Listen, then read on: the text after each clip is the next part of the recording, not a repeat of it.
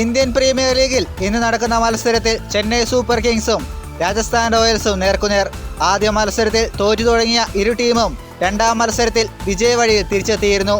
അതിനാൽ തന്നെ ആർക്കാണ് വിജയം തുടരാനാവുമെന്നത് കണ്ടറിയണം.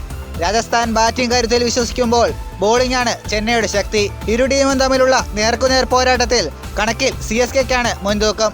23 മത്സരങ്ങളിൽ നേർക്കുനേർ എത്തിയപ്പോൾ 14 തവണയും ജയം ചെന്നൈക്കായിരുന്നു.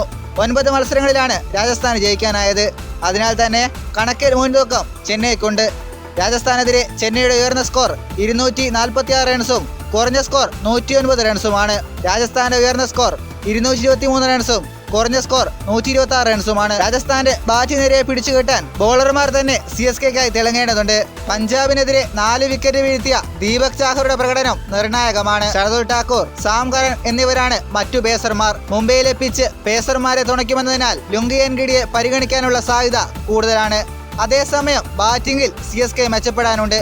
അതിവേഗം റൺസ് ഉയർത്തുന്നതിൽ റെയ്നയെ അമിതമായി ആശ്രയിക്കേണ്ടി വരുന്നു. ഡുപ്ലസിസ്, ഗെയ്ക്വാദ്, റായിഡു എന്നിവർക്ക് ഇതുവരെ തിളങ്ങാനായിട്ടില്ല. രാജസ്ഥാന്റെ കാര്യമെടുത്താൽ ബെൻ സ്റ്റോക്സിന്റെ അഭാവം ഒരു പരിധിവരെ ഡേവിഡ് മില്ലർ നികത്തുന്നുണ്ട്. എന്നാൽ ഓപ്പണിംഗിൽ മികച്ച തുടക്കം ലഭിക്കാത്തത് തിരിച്ചടിയായി മാറുന്നുണ്ട്.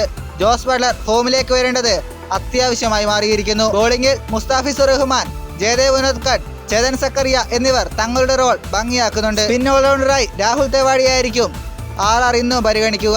Sayida 11, Rajasthan Royals, Jos Buttler, Manan Vohra, Sanju Samson, Shivam Dube, David Miller, Riyan Parag, Rahul Tewatia, Chris Morris, Jaydev Unadkat, Chetan Sakariya, Mustafizur Rahman. Chennai Super Kings Ruturaj Gaikwad, Faf du Plessis, Moeen Ali, Suresh Raina, Ambati Rayudu, Sam Curran, Ravindra Jadeja, MS Dhoni, Dwayne Bravo, Shardul Thakur, Deepak Chahar. വാർത്തയെക്കുറിച്ചുള്ള അഭിപ്രായങ്ങളും നിർദ്ദേശങ്ങളും കമന്റിൽ അറിയിക്കുക.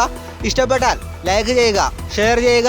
വീഡിയോ ആദ്യമായിട്ടാണ് കാണുന്നതെങ്കിൽ ചാനൽ സബ്സ്ക്രൈബ് ചെയ്ത് വെക്കുക.